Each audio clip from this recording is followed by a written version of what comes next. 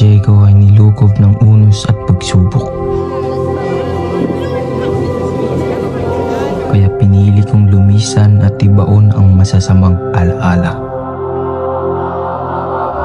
Ito ay si Ginoong Crisostomo Ibarra. Sa ating kalagayan ngayon, mahalaga ang pagtutulungan. Bumalik ako para sa pag-ibig. Hindi lang para sa pag-ibig ko kay Maria Clara, kundi para sa bayan kong sugatan at kinitil ang pangarap. Yan! Siya!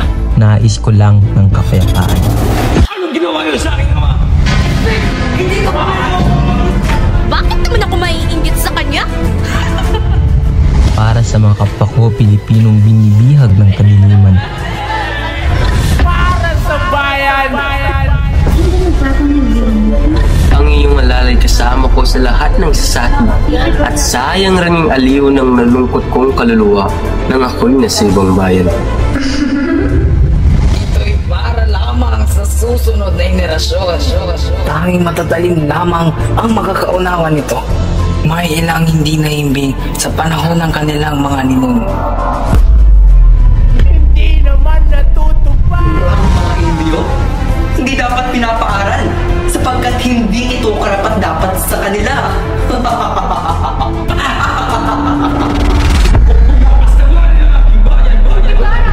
Anong ibig mo?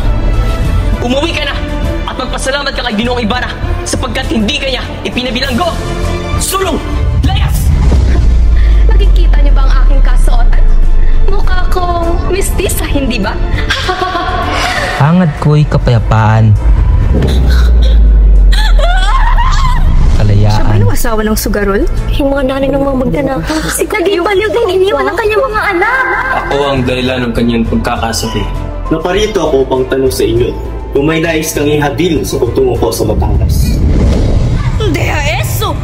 Diyos mio, huwag ka nang kumanta! at isang kinabukasang makatarungan. Siya. Ikaw talaga. Bakit hindi mo ipakita sa kanila na ikaw ay isang respetadong doktor? Dapat kang magpakita ng gilas kay Kapitan Shaw. Isang bukas na hindi na tayo alipin.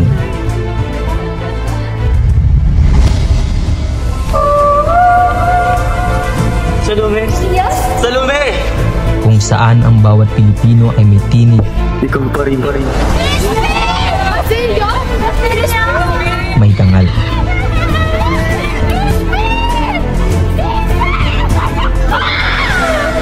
Ikaw talagang wala kang kwenta.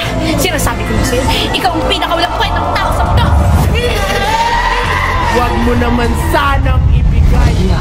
Kisusto mo? Maria! Kisusto mo? Inutil! Hindi mo kaya? Anong silbi ng pagiging doktor mo kung wala kang lakas ng loob? Bago ako lumisan, ibig kong malaman mo na pinapatawad kita. Naway maging maligaya ka. Paalam, Sinta. Sandali! Pero, mahal na Victorina, Nalaman ko, isang gabi nahihiyang ako sa taas ng lagnat. Ang tunay kong ama, siya ang nagbawal sa akin na ikahibig. Huwag kang mag-alala. Gagawa ko ng paraan.